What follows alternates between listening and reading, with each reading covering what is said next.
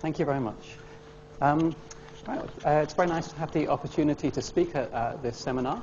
I'm going to talk about the developmental origins of obesity. I'm going to make some very simple concepts to get them across. But before I actually do that, I want to think about the current model that we have of obesity per se, so that we can see what we gain from adding in a developmental aspect. Now, the basic model of obesity that's practiced today comes from physics, and it's known as the energy balance equation. Now, if I say it's physics, you'll probably get a bit concerned. It's very complicated. It's an equation and everything. But actually, the energy balance equation is very, very simple.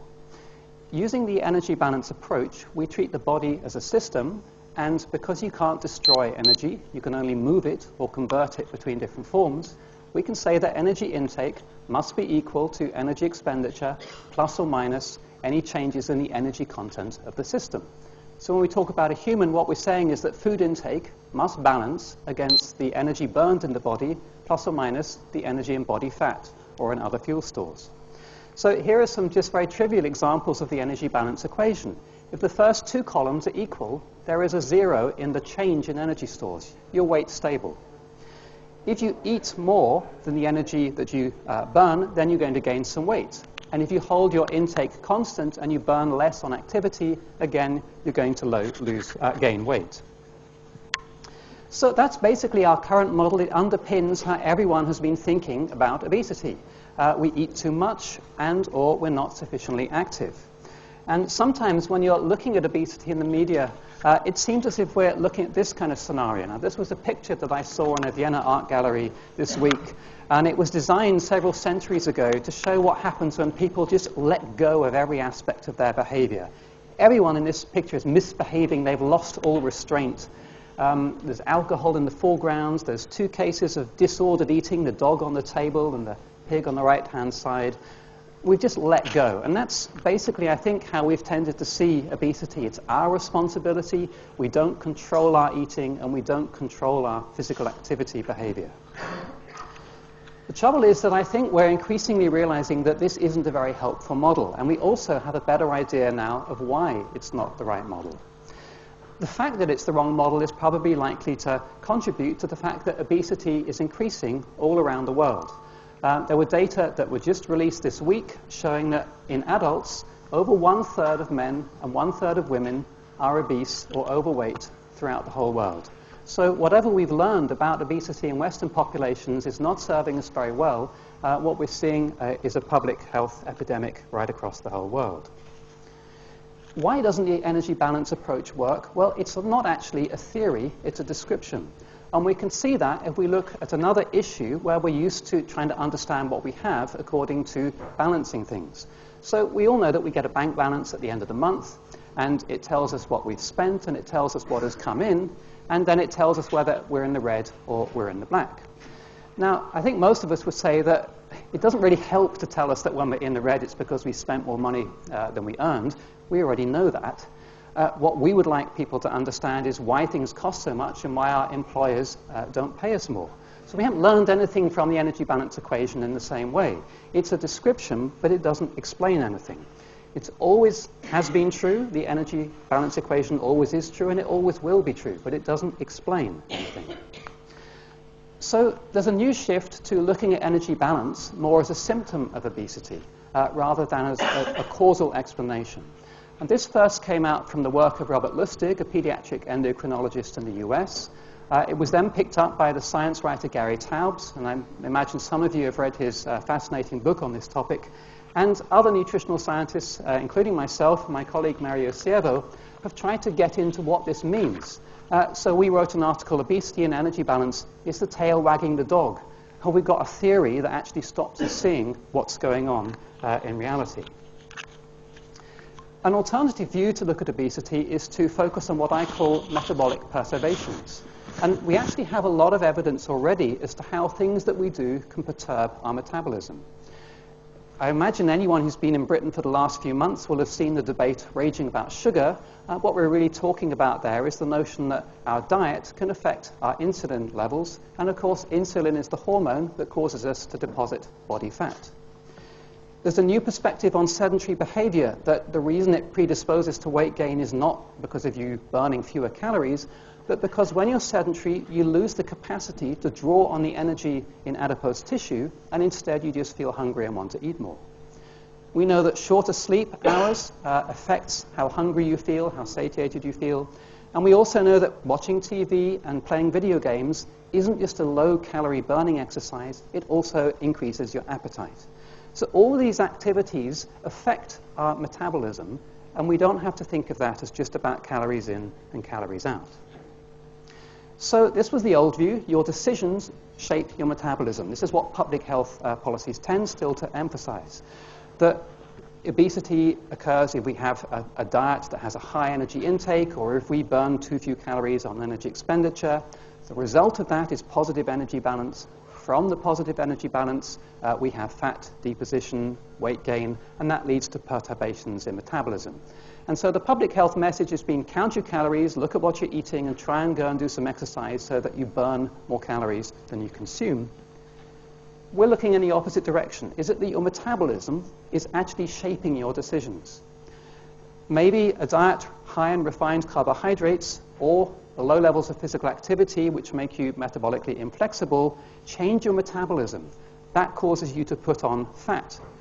It also may cause you to feel lethargic and hungry, and you'll be gaining weight.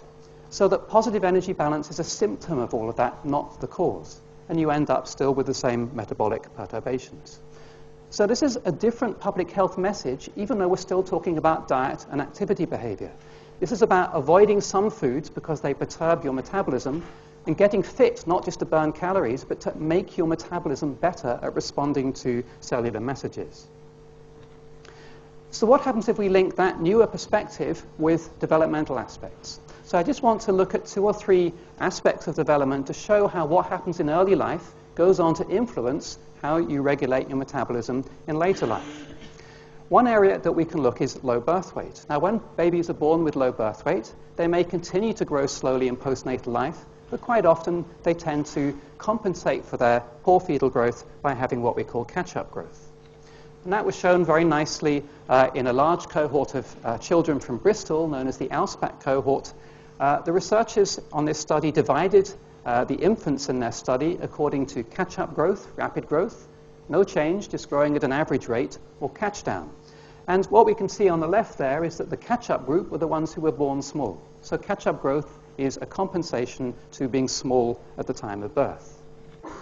Now, if you look at their relative weight at 5 years of age, you can see that they've not only caught up, but they've gone past. They're now the heaviest group. So if they caught up between birth and 5 years of age, they're actually taller than the rest of the cohort, and they have higher body mass index. We've seen the same kind of thing looking just in obese children, because the value of looking just at obese children is that they've all got the same phenotype later in childhood. So we looked at their trunk fat in childhood, and we looked back at their developmental patterns. This graph shows the association between trunk fat and birth weight. Now, there is a slight negative association there, but it didn't reach statistical significance. If anything, the smaller babies have slightly more trunk fat later on, but you wouldn't say that there's really a story there. But if we looked at the rate at which they grew after birth, now there's a strong association. You might say, well, that's not very surprising. You gained more weight and you therefore became fatter. But what's interesting about these data is that this change in weight in postnatal life was inversely associated with weight at birth. It was the light babies at birth who gained the most weight in postnatal life and gained the most trunk fat by mid-childhood. And we know a little bit more about when during childhood these things happen. Now, when a baby is born small, during the catch-up growth, one of the things that it regains is missing lean mass. And so by 2 years of age, if you look at the bottom left of this graph, you'll see that babies born small for gestational age actually have very similar lean mass to those who were of normal birth weight. But from 2 years to 4 years, they don't manage to keep up. They fall away again. But while they're falling away in their lean mass, they're gaining extra fat mass, as shown in the middle graph, and they're also becoming insulin resistant, as shown in the right-hand graph. And what we're seeing here is that the insulin resistance and the abdominal fat is occurring from 2 to 4 years of age, but it was predicted by how they grew in the first 2 years after birth. Okay, so that's telling you that early malnutrition or undernutrition is associated with subsequent growth patterns and metabolism and the risk of having high fatness later on. But we can see some of the same things going on in groups who are not overtly undernourished. Now, unfortunately, the computer has massacred my picture here, but what it was supposed to show is data on parity and birth weight, showing you that firstborn babies are about 200 grams in a Western population lighter than later-born infants. But we can't really talk about undernutrition in that case. We can have a complex discussion that there's not time for now about why firstborn babies have a lower birth weight, but the fact is that they do, and yet we wouldn't be looking at those mothers and saying that they're undernourished. But what we see is that they have growth patterns after that that are very similar to the low birth weight baby. These are data from a birth cohort in Brazil. Whether we look at height, as shown here, or weight, what we see is that the firstborn babies are born small, and yet by 6 months of age, they've not only caught up, but they've gone past their later-born peers. They actually become significantly taller and heavier, and these traits track on into adult life in this population so that as adults, they are taller and they have greater fat mass. And when we looked at birth order in a clinic in Italy of women who were attending a weight loss program, so everyone in this clinic was overweight, we found that the firstborn women had 10 kilograms on average greater weight, 7 kilograms more fat mass, and as you can see on the graph on the right here, they had a faster metabolic rate, which is another well-known correlate of catch-up growth. So if you are obese in later life, then birth order appears able to amplify that effect. We can add these two things together. So a study from Sweden showed that maternal obesity is associated with obesity in the offspring. Now, that shouldn't really surprise us. We can think of several pathways by which that might occur. There might be genetic factors that are transmitted to the offspring, there might be metabolic effects, and there might be lifestyle effects. But what was really amazing about this study was that if the mother had low birth weight, her risk of transmitting obesity to the offspring increased by 13 times. There was something about her own metabolism and the way it had developed that affected whether she transmitted obesity to the offspring. Another example of the way that maternal metabolism can affect obesity in the offspring comes from studying the offspring of mothers who have diabetes. These mothers produce milk, breast milk, which has a higher sugar content, and that has a direct association with the rate of growth in the offspring and subsequently the level of body fat, as you can see on this graph here. So all I wanted to get across in this very brief presentation is that we know that what we eat matters for our body weight as adults, and we know that our physical activity patterns matter, although we're starting to reevaluate as to why those things matter. But what we can also see is that our metabolism is influenced by our developmental trajectory, where we've come from, and it's not just about our life course, it appears to have a transgenerational component as well. So does that mean that if development is important, that we shouldn't worry about what we're doing as adults? Not at all.